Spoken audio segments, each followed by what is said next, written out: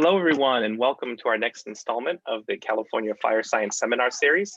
My name is Michael Gollner, and I'm a faculty at the University of California, Berkeley. And I'm really pleased to welcome you all to our talk today. So we have this series going from across the state of California. It's co-hosted by Crystal Colden and Jeanette Cobian from the University of California, Merced, and the Fire Research Group at the University of California, Berkeley, part of the School of Engineering, has sponsored this, as well as in partnership with the California Fire Science Consortium, who is sort of our advertising and communication partners in this. So we're really pleased to announce our speaker today, Associate Professor Courtney Schultz from Colorado State University. She's an Associate Professor of Forest and Natural Resource Policy, and she directs the Public Lands Policy Group, a research group focused on US public lands policy and governance. Now, before we get started, I just want to go over some of the technical details of the meeting today. So we are in a webinar mode. So unfortunately for the attendees, we don't have the ability to speak during the talk, but we have this great Q&A function. So on the very bottom of your screen, you can see Q&A. Please go ahead. We'll have plenty of time after the talk for question and answer. So go ahead and put those in and we'll read them out loud. If you have any technical difficulties, please use the chat. I'll also mention that at the end of the talk, we will be doing a discussion. Professor Schultz has another engagement afterwards, but we're actually going to focus the discussion afterwards on the future of this seminar series. And so if you're interested in discussing that, we'll send out the Zoom link at the conclusion of the talk today, and you can join us for a few-minute chat and provide any suggestions or feedback as we start considering how we run the series into the future. So without further ado, Professor Schultz, we're really glad to welcome you and look forward to your talk. Great, thanks very much. I'm going to talk today about our research on policy approaches for increasing application of prescribed fire on federal lands. As Michael told you, I'm an associate professor at CSU in our Forest and Rangeland Stewardship Department. I study forest and natural resource policy, and I also direct the Public Lands Policy Group. I'll tell you a little bit more about that group in a minute. I just want to acknowledge my co-authors, particularly on the topics for this talk I'm giving today, Heidi Huber-Stearns at the University of Oregon and her research associate, Anna Santo. We're really a big part of this project, and also Sarah McCaffrey, who's a research social scientist at the Rocky Mountain Research Station with the U.S. Forest Service.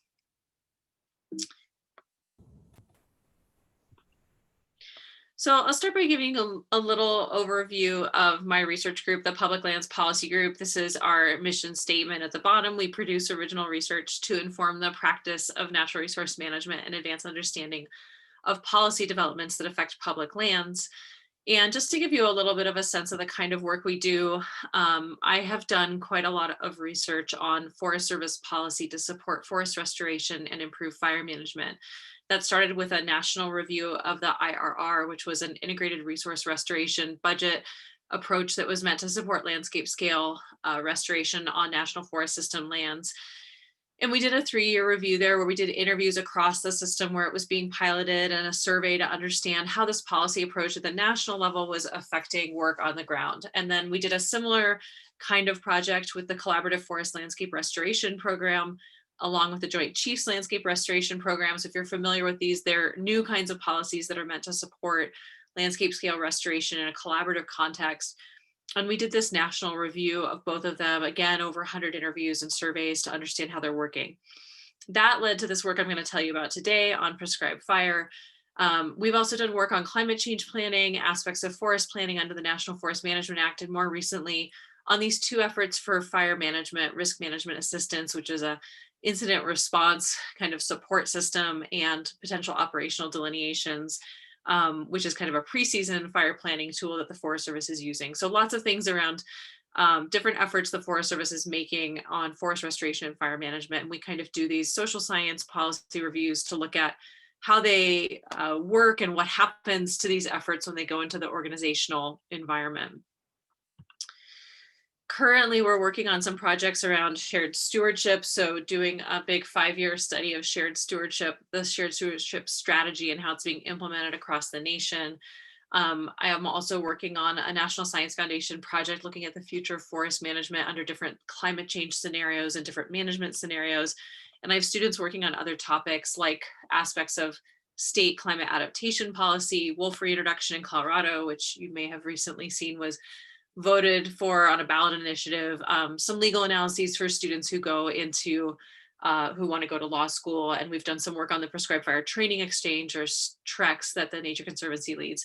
So I just want to give you a sense of the kind of work that my group does and the kinds of things we look at, often really trying to understand what happens to these various efforts to improve land management in the policy and in the administrative or organizational environment of the federal land management agencies. So this project I'm going to tell you about today is focused on policy barriers to prescribed fire. And we all know the importance of prescribed fire and the general lack of application that is really documented incredibly well in Dr. Colden's paper, that there hasn't been a significant increase in application by the federal land management agencies in the West particularly. We also saw this when we were doing research on the CFLRP program. And people would tell us, they were making big strides in planting at larger scales, doing more mechanical thinning, but they really were struggling to get their prescribed fire accomplishments met. And so we were really curious about exactly why that was. There hadn't been a lot of research on it. And in 2016, the Joint Fire Science Program put out a call for research that would identify policy barriers to implementing prescribed fire. Now, past surveys had said that air quality regulations in NEPA, the National Environmental Policy Act, or Environmental Impact Assessment, that those requirements were the most significant barriers to prescribed fire, but they were over 20 years old, those surveys. And what's really interesting about policy barriers to me, hopefully to you by the end of this talk, is that identifying where the actual barriers lie and what the lever points are to overcome them is really important. So a big question for us is, if people are saying, well, air quality permitting is a barrier, I want to know, is that an issue with the Clean Air Act? Because then that would mean we'd actually have to go for a legislative change. Or is that an issue with the regulations that the EPA puts out? Or is it more a state level implementation issue? And then in that case, it could be in state implementation plans, in smoke management plans at the state level, because the Clean Air Act is really implemented by states. Or it could be something more about agency policy and practice, either state air quality management agencies, or it could be something about Forest Service policy and practice. And so when someone tells us we have this barrier in policy, we really have to go in and do pretty deep diagnosis to figure out where the actual barrier is. And that's what we wanted to devote this project to doing. So our objectives and approach for our project were to identify the most significant policy barriers to doing prescribed fire, and then what were the priorities and mechanisms for change. Our project started with a legal analysis looking at all of the state implementation plans and legal requirements around smoke management and other legal constraints on prescribed fire.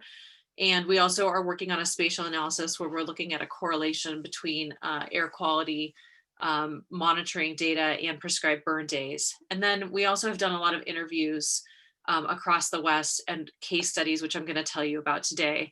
And our project has a really active science delivery component. So throughout this, I've taken findings back to partners, to legislators, and we've had a lot of interest from policymakers in understanding what they can do to increase application of prescribed fire.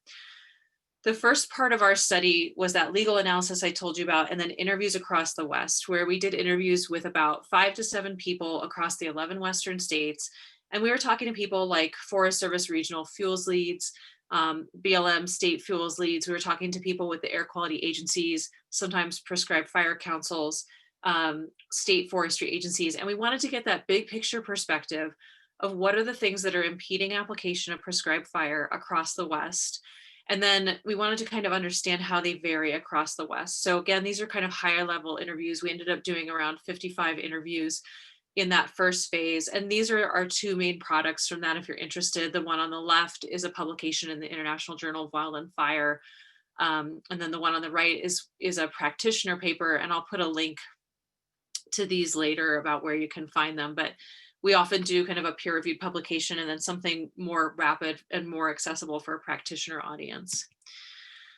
The key findings from those phase 1 interviews were that people told us their major barriers to doing prescribed fire were a lack of funding and a lack of capacity. And so people said that they didn't have a lot of funding to actually implement work on the ground, and that they were lacking capacity across the board to do NEPA analyses, to do archaeological and wildlife clearances, but most importantly, to staff their burn teams.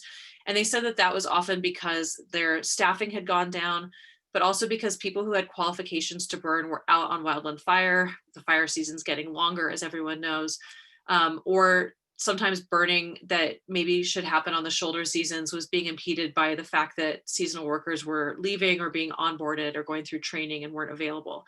So to address those capacity and funding issues, people said resource sharing is incredibly important, to be able to like borrow equipment across agencies or, you know, across the state and the feds, to be able to share people or bring in people to staff up burn teams.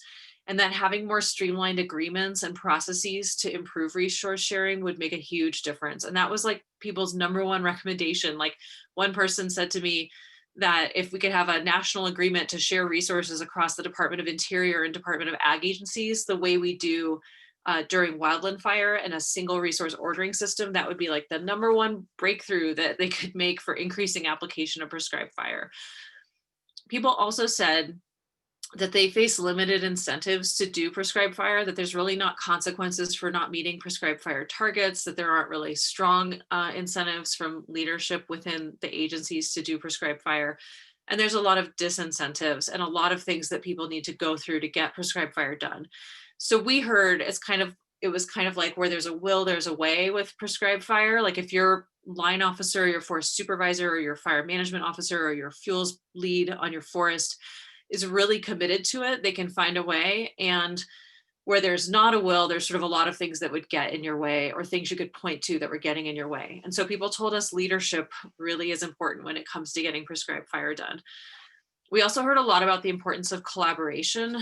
So collaboration locally so that you can build agreement with your community about doing prescribed fire, that you can use your NGO partners to reach out with smoke management and communication and education. But we also heard collaboration is so important at the state level in this context, because you have to have your air quality managers at the state level and your land managers talking to each other so they understand each other's needs and can find creative solutions and understand each other's policy requirements. Given, I think, the importance of state forestry and state air quality regulation, collaborative forums like the Prescribed Fire MOU partnership in California, state level smoke management liaisons with the federal land management agencies and groups like the California Air Resources Board, those things are incredibly important. We heard that over and over again. We didn't hear any indication that there's a clear need for federal policy change at this time. And we heard that air quality was a limiting factor, air quality permitting, but really in Oregon and Washington, where those state level implementation plans are more strict, largely because of the topography and the inversions that they'll get in some of their population centers down in these valleys in Oregon and Washington. So really interesting, because we've seen a lot of people call for changes to the Clean Air Act. And we could talk about why that is and where there might be a need for that. But that was not at all what we heard in our interviews. People said air quality was not their most limiting factor, even in California. So what I want to tell you about today was phase 2 of our work, where we did case studies on these 4 locations that we did some sort of sensing through our phase 1 interviews and found these 4 places that were getting more fire on the ground or really working in creative ways to do so in challenging contexts. These cases were the San Juan National Forest, where they've really increased burning in Southwest Colorado, the Socorro Field Office of the BLM in New Mexico, where they actually kind of raised their hand when we reached out to everybody in the BLM and said, who's growing their prescribed fire program? They said, we are, come here.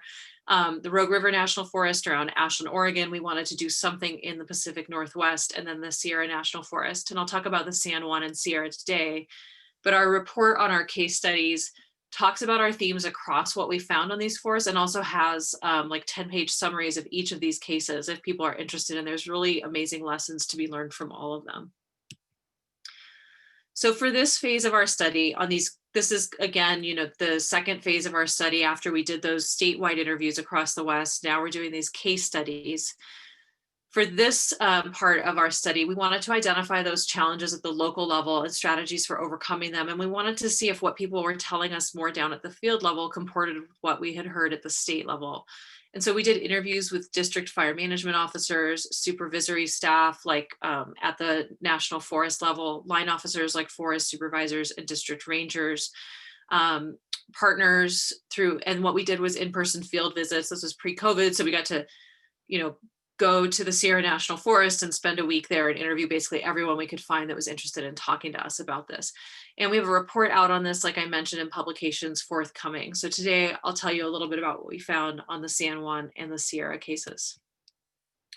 The San Juan National Forest is pretty interesting because they're conducting what we would consider pretty large prescribed fire burns, primarily in the WUI, and they have the most active program in this region of the Forest Service. And they're doing this, they pulled off one of these 3,500 acre burns in the middle of an incredibly severe drought, a D4 drought, right after the 416 fire. So they're doing it in this context where there's quite a bit of fire going on. And their best burn windows are in late August and September, when it's like most challenging to find people to staff your burns because wildfire season is really at its peak. When we asked them what they're doing on the San Juan that's working, they pointed to a few things. They said their leadership is committed to getting more fire on the ground. So they pointed to their line officers. But they also said their individual fire management officers had this personal commitment to and passion for doing prescribed fire because they really recognize its importance in mitigating fire hazard and future wildfires. They also talked a lot about their partnerships. They were working with people with the Chama Peak Land Alliance to staff burn teams and to bring TREX trainings to their area. They're working with the Mountain Studies Institute to do public outreach around smoke and education around smoke. They're working with their local wildland fire departments at the county level and in their local municipalities to pull off burns together. So those kinds of partnerships they pointed to as being incredibly important.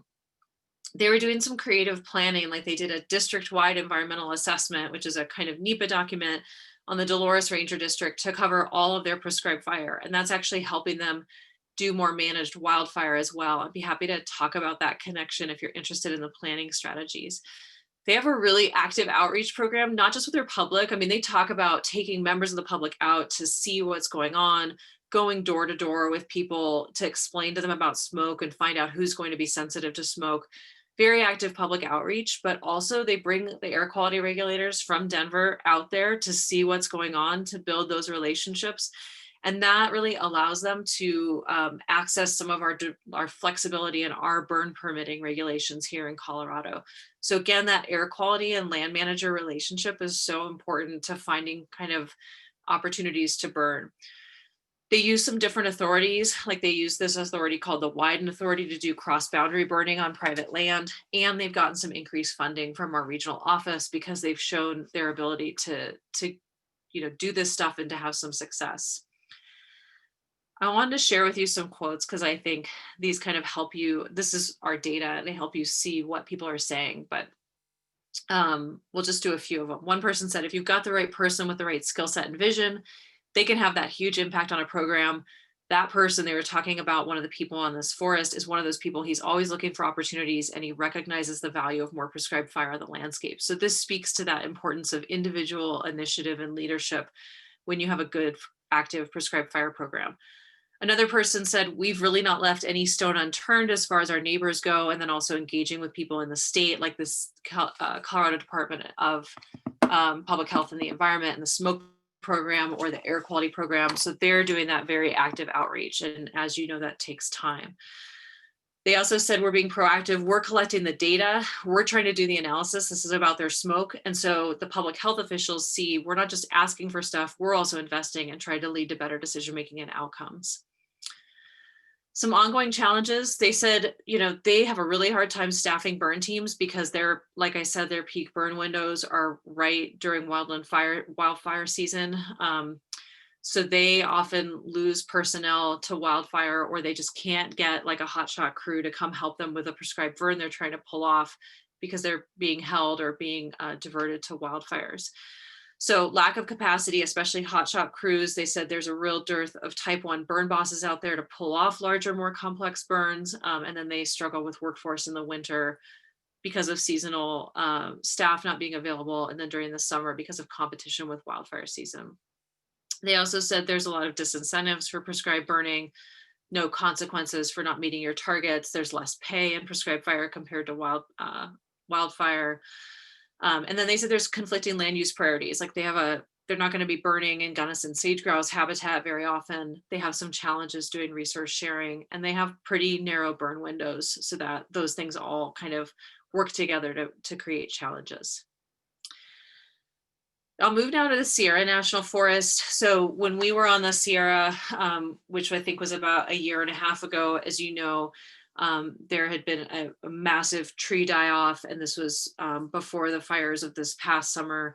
But they were really planning to increase their burning, but they hadn't really had a lot of growth and accomplishments to date. So we talked a lot about what they were trying to do in this challenging context to increase burning. And what they pointed to is the importance of collaboration at multiple levels. So they pointed, for example, to the Dinky CFLRP collaboration as really creating vision and momentum around forest restoration and prescribed fire.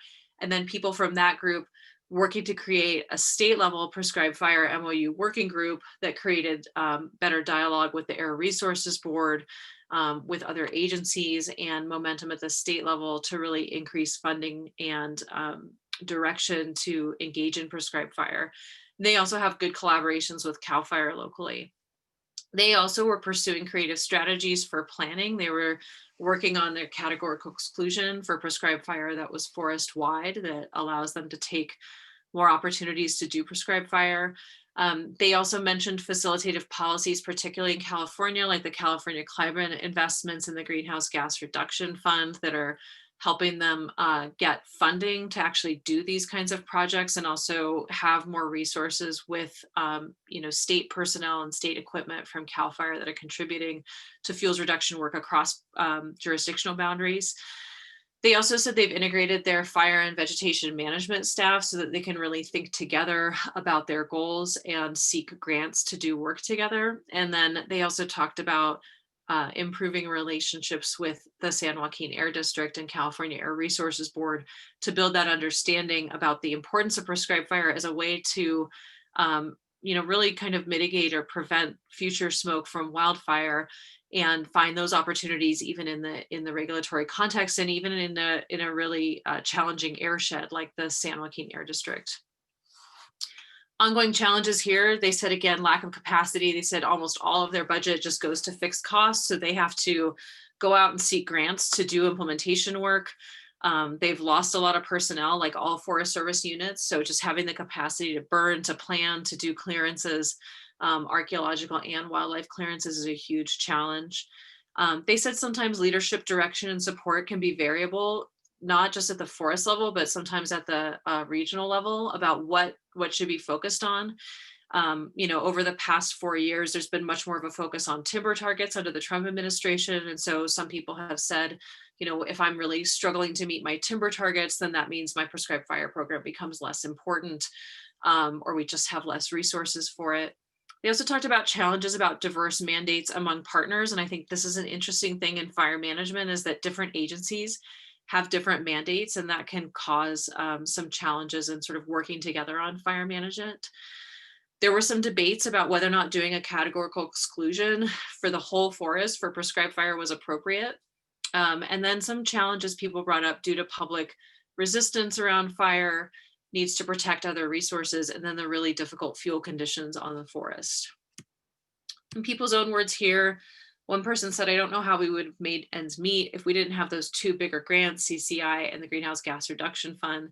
CAL FIRE's got so much money right now, there's many opportunities, you just have to go out and apply for it. And that does mean you have to have the capacity and knowledge to go out and apply for those things. Another person said, I think the Forest Service needs to look at their overall capacity. I mean, they don't have enough people to implement. We could think of the most amazing project, and there's no way we could carry it out because we are so understaffed, and not just here as a forest, but as a region. And we hear this across the whole national forest system. Another person said, I think the Air Pollution Control District understands, and they know that it's pay now or pay later. There have been times when they've said it's a bad air window, we're going to shut everyone else down, but we'll let you do what you need to do to get it done. They're talking about prescribed fire, obviously. We've got a good enough rapport that to where they know we're not going to try to take advantage, and where we understand we're working with some guidelines and constraints. So again, this comes up over and over again, this theme of working across air and land managers to build understanding and to find those opportunities to burn even in the, with the burn permitting and legal requirements. So across our cases, some things we found, again, I think I've hit this a number of times, the importance of leadership and partnerships. We've also heard a lot about the importance of creative approaches to staffing. So finding ways to share resources across agencies, that's one thing you want to do, but also integrating your fire and vegetation management staff. Or I didn't talk about this case, but I want to tell you briefly about the northern New Mexico forests, where they actually pool their acres treated targets across those 3 forests and their staff, so that they can take advantage of burn windows on their forests and like share staff. So they can say, well, we're in good conditions to burn up on, the Santa Fe National Forest, but not down here on the Cibola National Forest, but we'll share people and we'll sort of try to jointly meet our targets. And that gives you more flexibility over space and time, which you really need with prescribed fire, because you can't guarantee that you're going to be able to meet targets annually in the same way you could with like mechanical thinning. Active outreach around air quality and smoke is really important with the public to get support, but also with air regulators, so people know that you're monitoring, that you're taking into consideration their public health concerns, that you have an active and open dialogue, and it really helps build that understanding across the air and land management.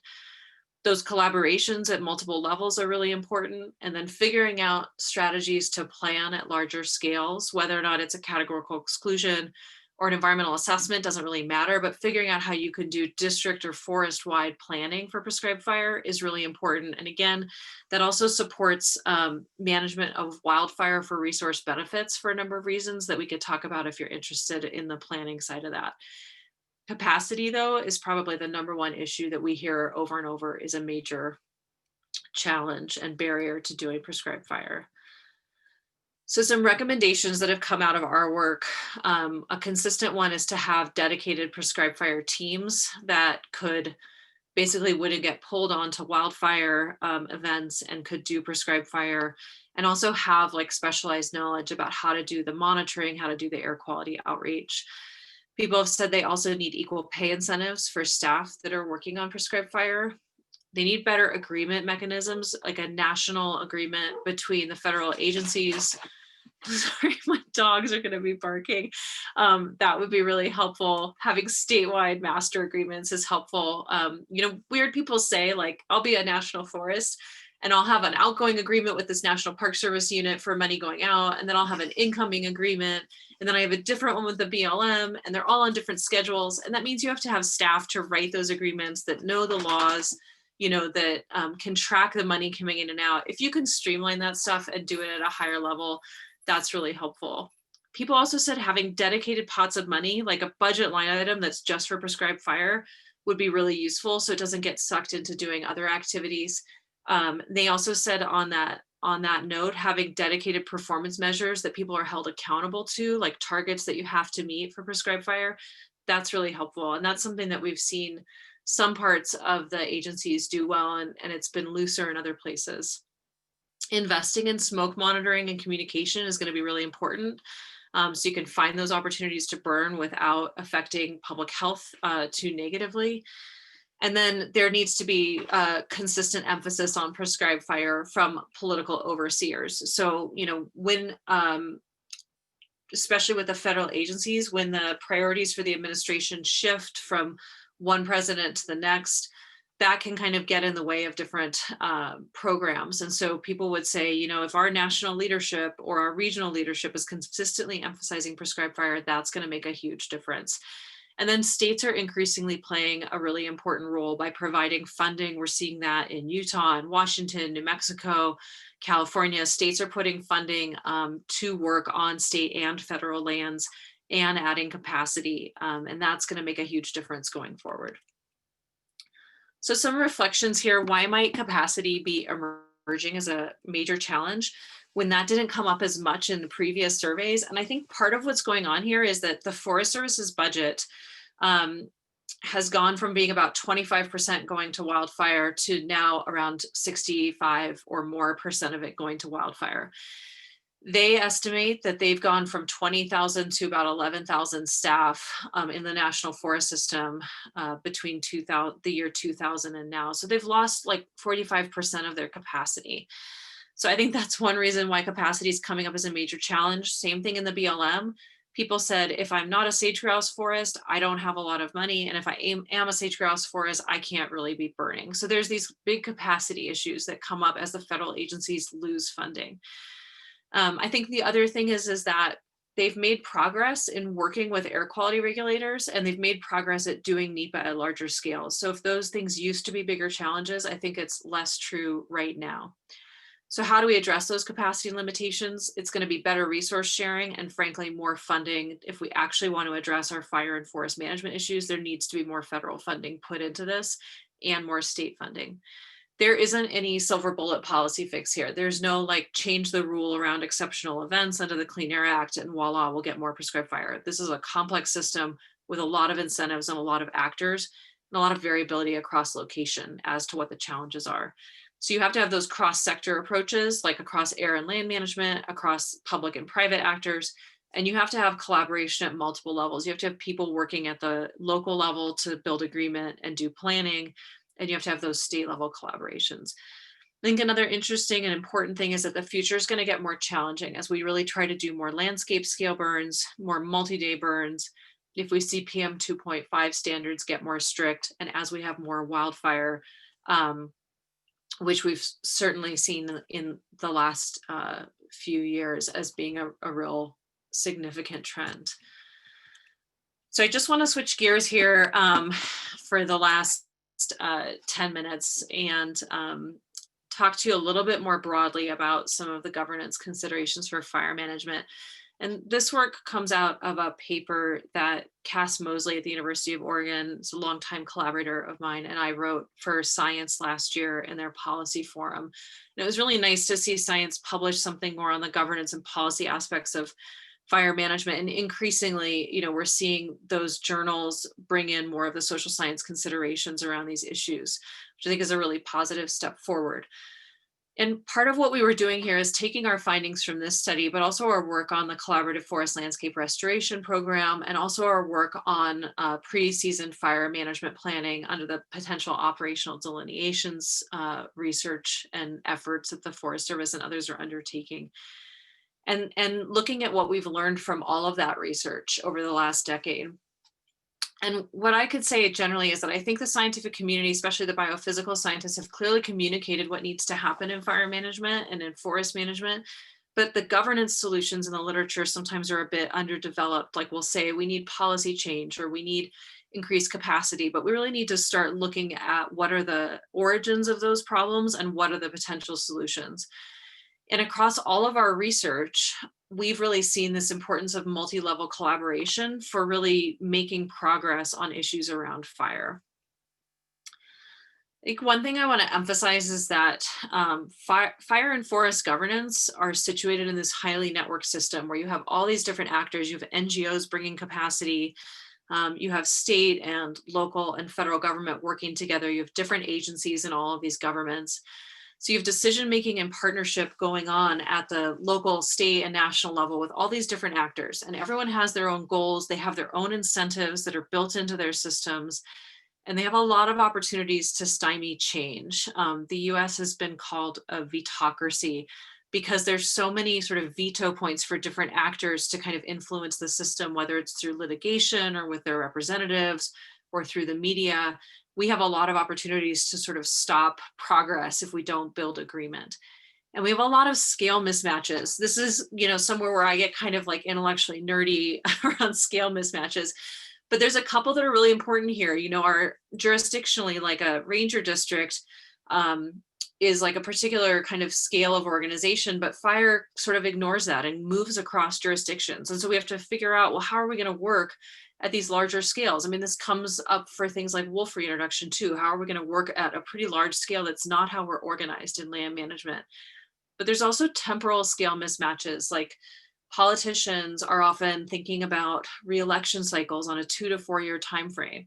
fire management, we need to be thinking on like 100-year time frame or a decadal time frame, right? So we have to think about how do we give people incentives to think about the long term that's going to be, effects that are going to be seen after they've been promoted and moved on, or after they've been reelected, or after their next election cycle. So those are some of the huge challenges from a governance perspective with fire management. And what we see is that, coordination among actors and getting people to work together, which we call collective action, is really critical for progress. This is just this figure we put together on sort of these drivers of stasis and change. It's kind of crazy, man. I get excited about the complexity of this, but it's also really can be discouraging. If you start at the top, you've got your political pressure from different actors, from electorates, from interest groups. And then you move around to the right, if we go clockwise, you've got the organizational characteristics. If you think of an organization like the BLM or the Forest Service or CAL FIRE, they have their own internal incentives, habits, culture, structures, and processes for making decisions. You have all your formal authorities, and those are going to include legislation, but also regulations that are written under that legislation at the state, federal, and local level. You have capacity issues. You have your multi-stakeholder collaboration, and that's often where we see, place-based problem solving and sometimes innovation. And then you have individual decision makers, and they're going to be more or less risk tolerant or provide better or worse leadership. So all of these factors really have to align if we're going to make progress in fire management. So when you're thinking about working in this system, simplistic policy recommendations don't do the trick because you just fix sort of one piece of the puzzle. Policy can be a part of the problem and the solution, but it's never going to be the whole thing. You really have to look in and diagnose what are those solutions, where are the policy challenges, and then how do we address them? And you have to get comfortable with the system complexity and that it varies by location. One of the big recommendations in the governance literature is that we need to balance stability at higher levels of government with things like capacity and good direction, good funding, with flexibility for problem solving and collaboration at lower levels. And as we start to think about environmental justice considerations, that flexibility at the lower level to build inclusive collaborative processes that won't leave people behind during disturbances and disasters is becoming incredibly important.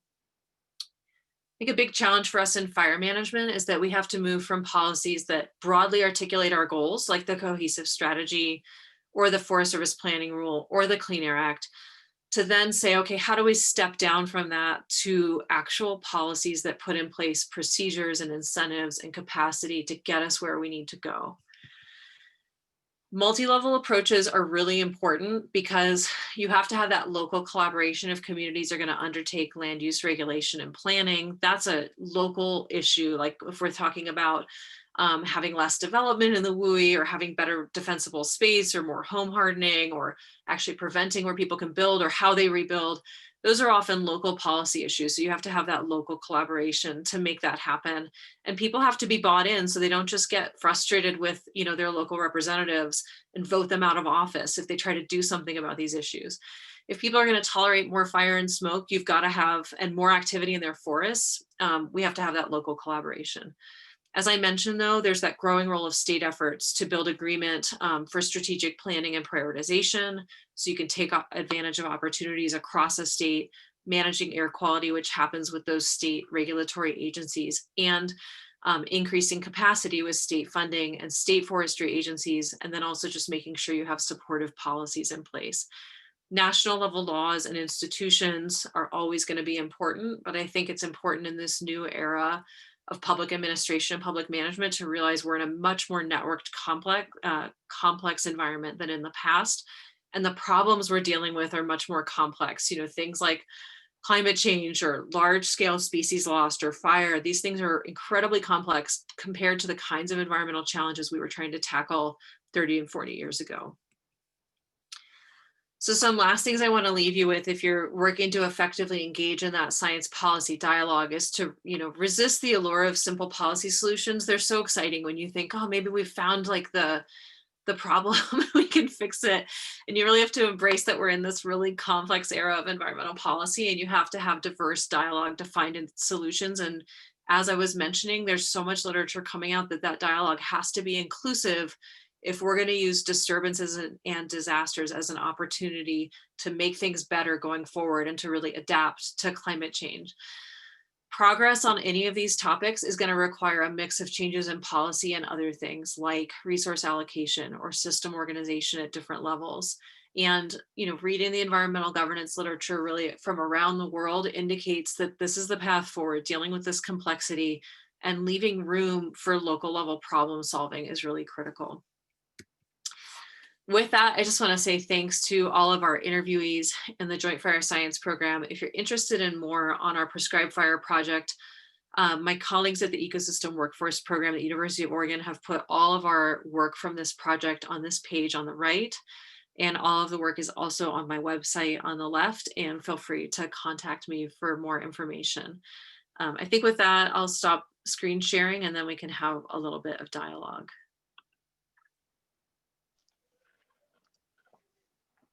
Thank you so much for the presentation. Learned really a lot here. So just as a reminder, everyone, if you have questions, please put that in the Q&A box and we'll be reading them off and answering. So the first question comes from David Jenkins, and he said, with the current high unemployment due to the COVID-19 crisis and potentially the new administration was looking at the potential of some reincarnation of Roosevelt's CCC, WPA type programs. I think some of this has been discussed in terms of the workforce development. So could you talk about whether something like that has been considered or potentials?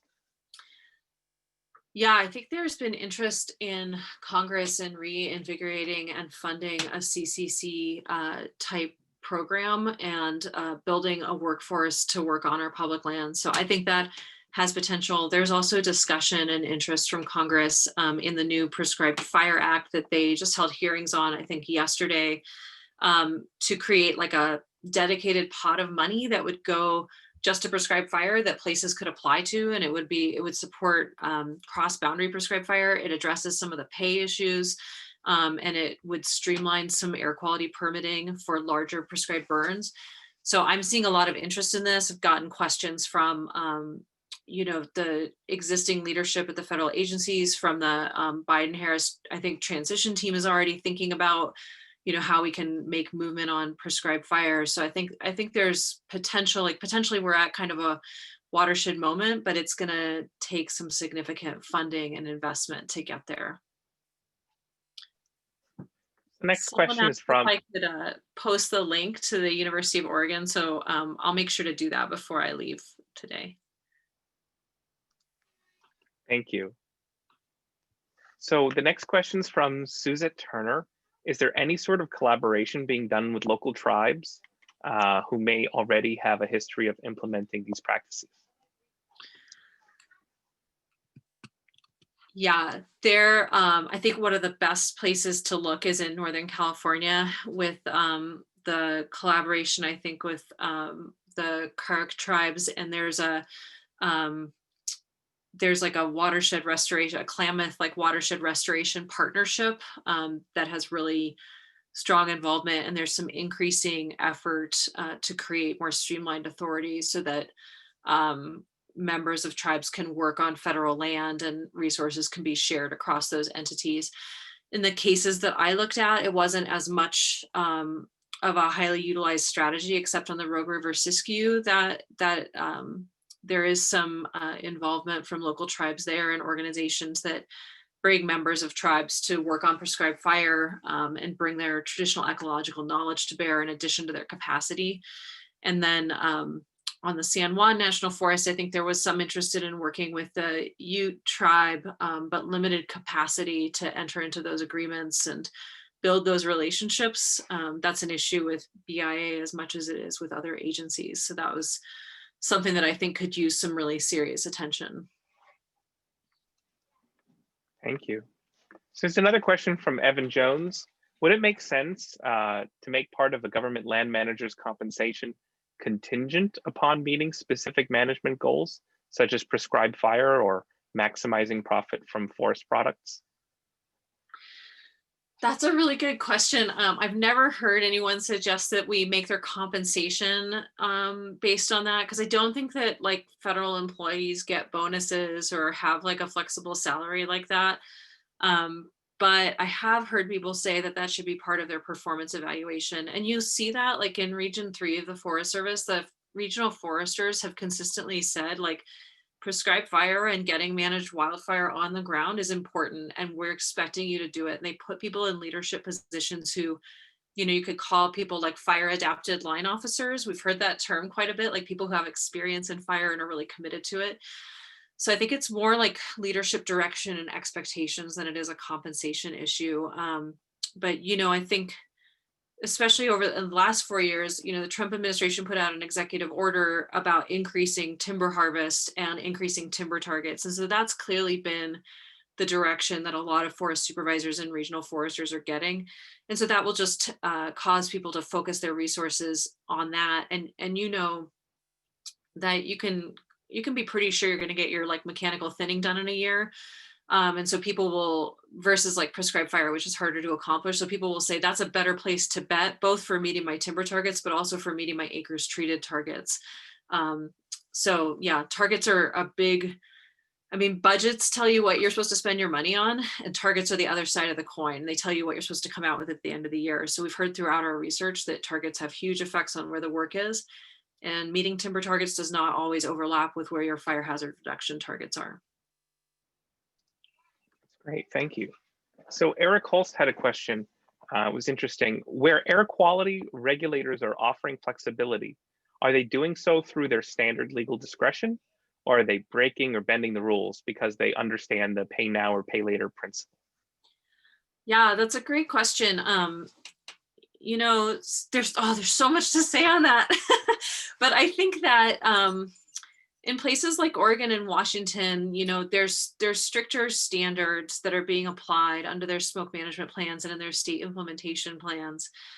And honestly, those states I don't know like as well in and out as my University of Oregon partners. I would say in California, we hear that people aren't bending the rules as much as they're working to just create better monitoring of when smoke impacts are going to be negative for people, and try to understand when they can use things like better ventilation or wind direction or things like that to protect people and be more flexible with their permitting. But I don't hear that they're like bending the rules or anything like that. A lot of times the standard for smoke are the National Ambient Air Quality Standards, and there are official monitoring stations that are used to collect that data. And a lot of times prescribed fire is not going to trigger those monitoring stations, but it may cause like more local exceedances. And so there is room for judgment there, and a lot of room for like local monitoring to meet those standards. And the other thing I'll say, I'm saying all these different things because there's just so much to think about on this, but I think a few years ago, the EPA put in a rule that you can apply for prescribed fire if it does trigger some of the National Ambient Air Quality Standards monitoring stations, and you exceed those standards, you can actually apply to have your prescribed fire exempted from your state's consideration of whether or not, or your airshed's consideration of whether or not you're in attainment. And no state has used that yet. And so some people have argued that we should allow basically prescribed fire to be exempt, like wildland fire smoke is, from those exceedances considerations. And there is a mechanism for that, but we haven't seen anyone actually use it yet. And so the sense I get from talking to people at EPA and, through organizations like the Air Resources Board or state DEQ agencies is, if we get to a point where prescribed fire is actually pushing our legal standards, then let's talk about changing them. But that's not really where we're at right now. Thank you. A lot of great information on the topic. So we have another question from Jeffrey Johnson. And before I get to it, I just want to remind everyone, please enter your questions in the Q&A just so we can keep track as we go. I see some heading to the chat and it's harder for us to track them, but we're going to try to get to all of them. So Jeffrey Johnson asks, what, if anything, do you think can be done to address the temporal scale mismatches between prescribed fire application and the relevant governance structures? That is a good question. And I feel like I thought about it in this paper that and we wrote about it quite a bit in this paper that I would recommend called Forest Service Fire Management and the Elusiveness of Change, and it's in Fire Ecology.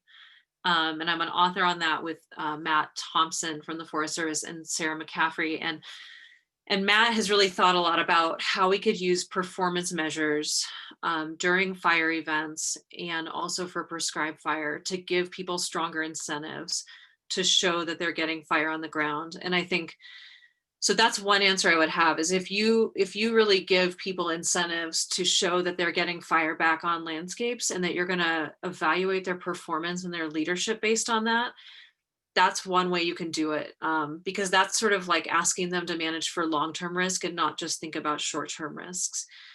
But the other thing I think is so cool and so important is that local collaborative groups, they keep that long-term vision in mind because they're living in these places and often they're like family and their children are going to live in these places. And so they are keeping like the 10, 20 or 50-year perspective in mind. And if you have those collaborative groups working with your decision makers, they can be the ones to say, hey, we want to see fire back on the landscape. Like, don't put out every ignition or get the prescribed fire back out there. And they create that kind of like long-term mentality. And they can put that kind of like social pressure on decision makers to do the right thing for the long run, even though, you know, an individual decision maker might get promoted and leave in a year or two. Thank you. So Will Abrams had a question. How do we demonstrate that prescribed burns support our emission goals, like California's goals to reduce CO2 emissions by 40% by 2030, through reducing the risk of catastrophic wildfires? And further, so would policy goals that count towards CO2 emission activities on both sides of the balance sheets help us understand the emission benefits of prescribed burns? So that's a great question, and I'll just briefly say that I believe for getting some of those investments through the revenue that comes through your cap and trade program, there are actually like models and that you can use to show that prescribed fire is actually leading to longer term carbon storage. And then there's also been research showing that, you know, some of the stuff that Christine Wiedemeyer and Matt Herto have led around the importance of prescribed fire for mitigating against future emissions, whether it's smoke or carbon emissions, and also for generally for forest treatments to as a, you know, forest restoration treatments as a carbon sequestration strategy. There were like 3 other questions in there, and I think I forgot the rest of them, Michael. Yeah, but that's one place I mean, that's one thing I would say is that your own state is allowing you to do prescribed fire, you know, and fuels treatments with investments from the cap and trade program that are meant to lead to longer term, better carbon storage. So I think that's a really important, really important thing going on in California.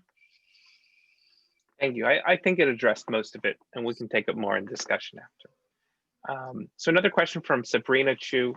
In terms of resource sharing, how far in advance do agencies need to know where and how to reallocate resources? And is it a challenge because the burn windows can be hard to predict?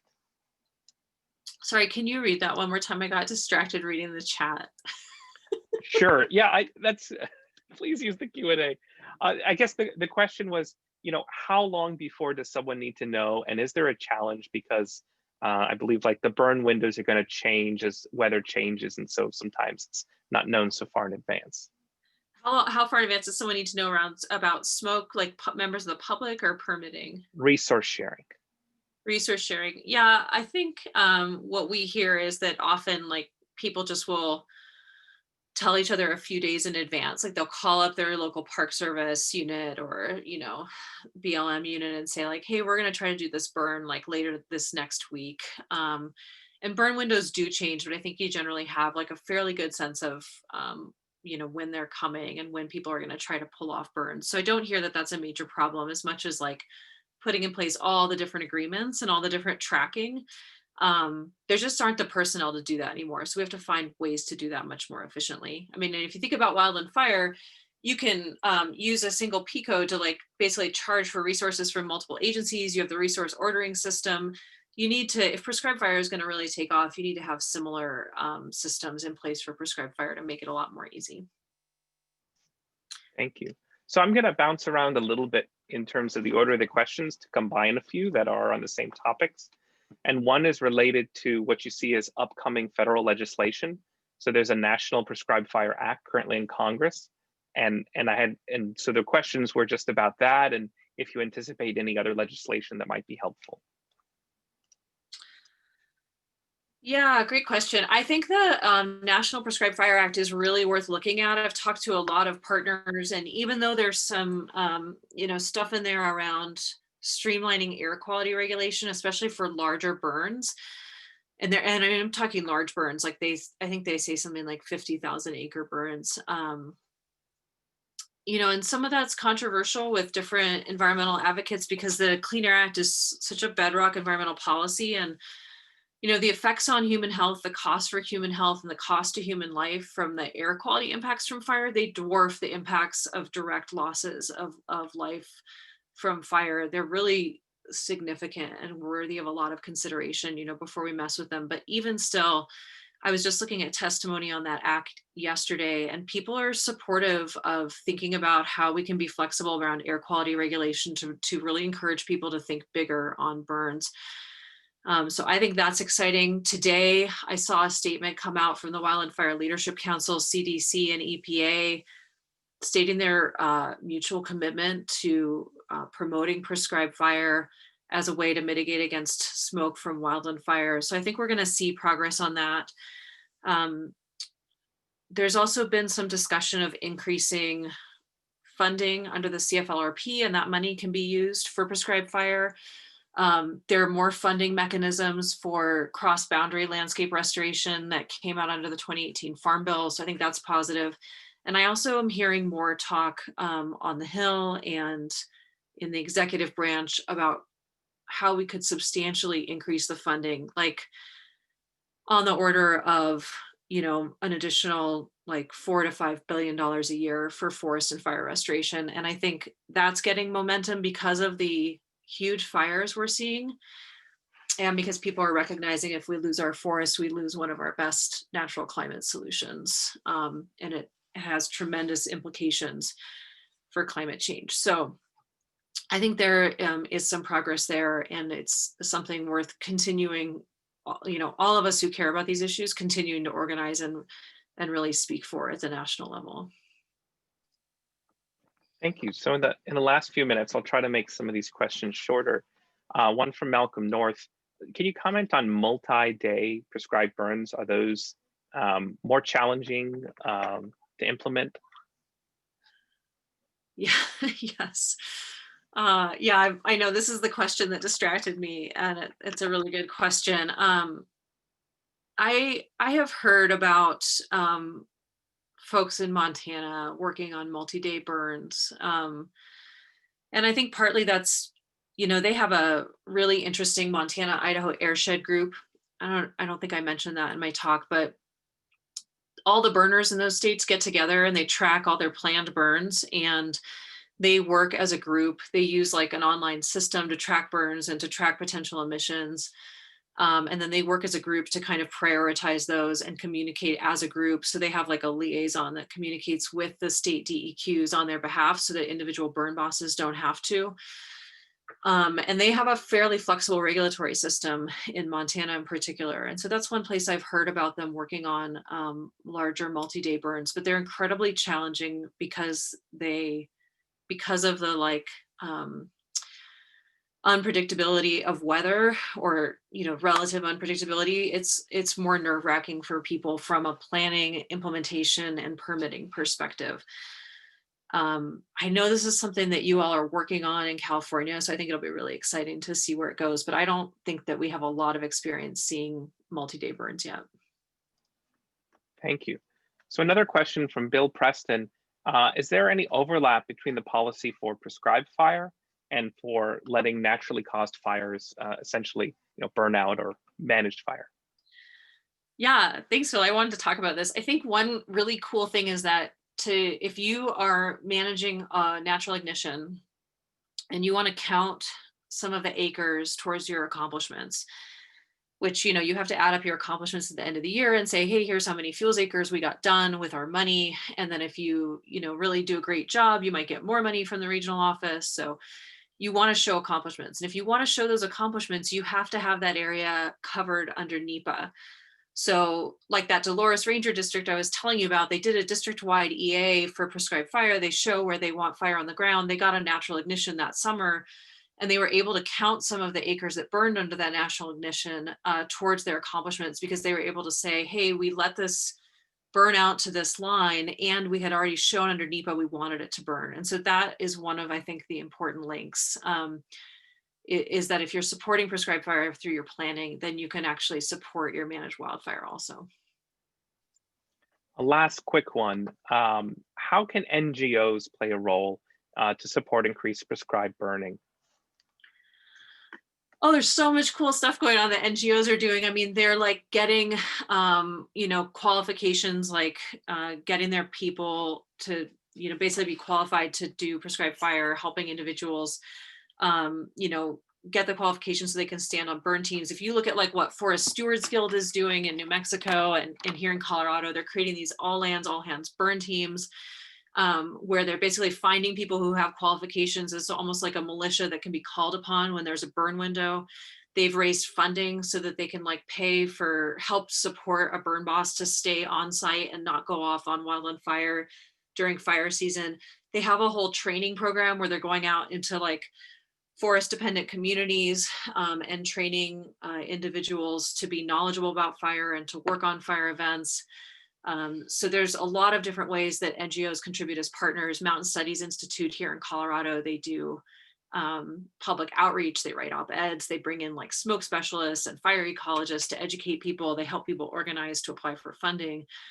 They lobby with our state government. Well, maybe they don't like lobby, but they maintain those conversations. So there's a lot of really important roles that NGOs are playing. And actually our publication on these case studies is going to focus specifically on that question of like, what are the different roles that different partners play to make this stuff happen?